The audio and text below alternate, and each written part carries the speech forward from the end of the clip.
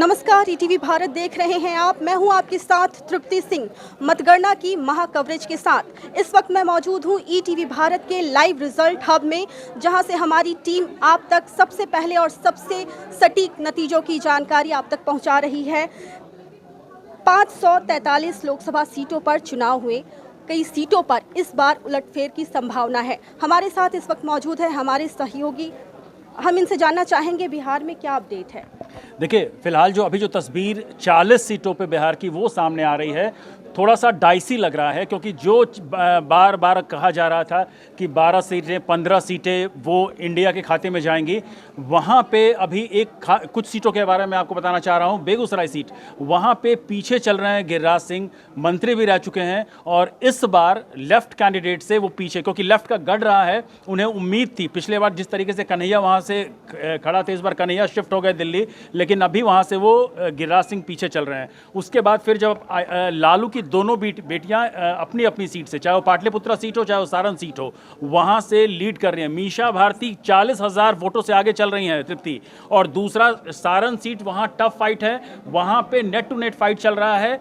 आपने देखा किस तरीके से वहाँ पे कैंपेन हुआ। लालू लगातार वहाँ पे रहे और वो 1000 से 2000 वोट लगातार आगे पीछे ट्रेल हो रहे हैं। राजीव प्रताप रूडी अभी वहाँ से पीछे चल रहे हैं, लेकिन 2 से 3 राउंड की काउंटिंग हुई है। इसी की तरह लगातार 2-3 सीट ऐसी और बिहार में जहाँ पे एनडीए को नुकसान होता दिख रहा है। पवन सिंह की बात सबसे ज़्यादा इस बार देश में हुई है, और काराकाट सीट, लेकिन आपको आश्चर्य होगा कि पवन सिंह इस बार तीसरे नंबर पर वहाँ पे चले गए हैं, और वहाँ पे लेफ्ट कैंडिडेट उपेंद्र कुशवाहा भी नहीं रहे। वहां पे उपेंद्र कुशवाहा दूसरे नंबर पर चल रहे हैं, और लेफ्ट कैंडिडेट 5000 वोटों से आगे चल रहे हैं। ये बिहार का सिनेरियो था। अब मैं आपको ले चलूंगा मध्य प्रदेश। मध्य प्रदेश में इंदौर सीट बहुत ज्यादा चौंका रहा है लोगों को।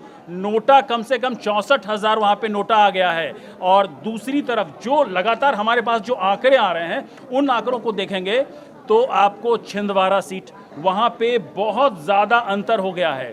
उसी तरह से आपको लगातार 3-4 सीटें ऐसी हैं, शिवराज सिंह की सीट, वहां पे काफी अंतर आ गया है। दिग्विजय सिंह पीछे चल रहे हैं। तो ये एक तरह से पूरा सिनेरियो मध्य प्रदेश का उभर के सामने आ रहा है। अब मैं आपको ले चलूंगा महाराष्ट्र में लगातार हमें देख रहे हैं। अमरावती सीट बहुत ही इंपॉर्टेंट है, क्योंकि यहां से नवनीत राणा है। नवनीत राणा लगातार, कभी वो फर्स्ट राउंड में वो लीड कर रही थी, अभी वो पीछे हो गई हैं, और उम्मीद की जा रही है कि आगे जो और वक्त से खुलेंगे, ईवीएम खुलेगा, वहां पे वो लीड करें, लेकिन अभी इंतजार करना पड़ेगा हमें। तो ये 3 राज्यों का मैंने आपको लबल-लुआब बताया, लेकिन अभी जो है दूसरा राउंड कहीं चल रहा है, तीसरा राउंड चल रहा है, और अभी ईवीएम खुलेंगे तो नतीजे अभी बहुत बदलेंगे। जो अभी आप स्क्रीन पे देख पा रहे हैं, 288 प्लस बीजेपी प्लस 197 कांग्रेस के पास जा रहा है, इंडिया के पास जा रहा है।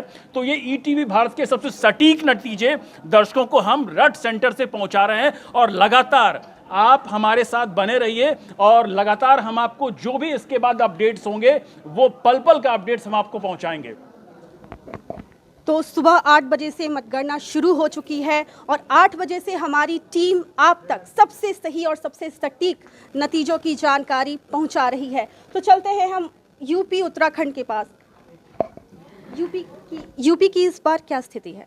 तृप्ति, बहुत इंटरेस्टिंग इस समय इलेक्शन हो रहा है यूपी पे। कहाँ तो बीजेपी और एनडीए ये दावा कर रहा था कि 60 प्लस से ज़्यादा सीटें लाएंगी। अभी फिलहाल ये स्थिति है कि 36 सीटें, जो पहला रुझान हमारे सामने आया है, 80 में से सिर्फ 36 सीटें बीजेपी के अभी खाते में आई हैं। और अगर इंडिया गठबंधन की बात करें, सपा प्लस कांग्रेस की बात करें, तो ये कम से कम 41-42 सीट्स पर अभी आ गए हैं। तो बहुत इंटरेस्टिंग सिनेरियो हो गया। और एक इंटरेस्टिंग सिनेरियो मैं तुमको और बताती हूँ कि फर्स्ट सेटबैक जो बीजेपी को लगा, वाराणसी सीट सबसे हॉट सीट है, सबसे इंपॉर्टेंट सीट है। प्रधानमंत्री नरेंद्र मोदी की साख दांव पर लगी है वहाँ पर। तो पहले जो फर्स्ट रुझान हमारे सामने आया, उसमें प्रधानमंत्री नरेंद्र मोदी पिछड़ते हुए नजर आए। तो एक बीजेपी के लिए एक सेटबैक नजर आया, लेकिन अभी फिलहाल वो 26,000 वोटों से आगे चल रहे हैं। सेम कंडीशन अभी बीजेपी की डामाडोल स्थिति लग रही है। जो वीआईपी सीट्स की अगर हम बात करें, तो हाँ, कांग्रेस रायबरेली सीट से राहुल गांधी आगे चल रहे हैं। अमेठी सीट पर लेकिन सेटबैक बीजेपी के लिए हो सकता है। वहाँ पे स्मृति ईरानी पीछे चल रही हैं कांग्रेस के कैंडिडेट से, लगभग वो भी 18 से 19,000 वोटों से पीछे चल रही हैं। तो लखनऊ से राजनाथ सिंह आगे चल रहे हैं, लेकिन कुछ सीटों पर तो बीजेपी ने अपनी बढ़त बना के रखी है, लेकिन जैसे अमेठी जैसे सीट हो गई उसमें पीछे चल रही है। और ऐसे ही सपा और जो इंडिया गठबंधन है, कांग्रेस है, वो अपने में बढ़त बनाए चल रहा है। तो जितना भी ये बातें चल रही थी कि 60 जीत लेगी, 65 जीत लेगी, अभी ऐसा कुछ भी नज़र नहीं आ रहा है। फिलहाल वो डामाडोल स्थिति बीजेपी की नज़र आ रही है। ये अभी स्थिति है यूपी की। ये कुछ शुरुआती रुझान हैं जो अभी चेंज होंगे। उत्तराखंड की अगर बात करें तो उत्तराखंड में स्थिति जैसे कि हमने पहले ही प्रेडिक्ट किया था, 5 सीटों पर बीजेपी की बढ़त है, अच्छी खासी बढ़त है 5 सीटों पर। लेकिन एक सीट जो टिहरी सीट की हम बात करें, पिछले 3 बार के अपने टर्म्स में जो माला राज्य लक्ष्मी शाह टिहरी सीट से जीतती आ रही हैं, वो तो अभी लीडिंग पर हैं, लेकिन उनको जो टक्कर दे रहे हैं वो निर्दलीय उम्मीदवार हैं, बॉबी पंवार, वो उनको टक्कर दे रहे हैं। कांग्रेस को तीसरे सीट पर, तीसरे नंबर पर ढकेल दिया गया है। तो हालांकि अभी 5 सीटों पर बीजेपी वहाँ पे आगे चल रही है, लेकिन स्थिति कुछ भी पलट सकती है।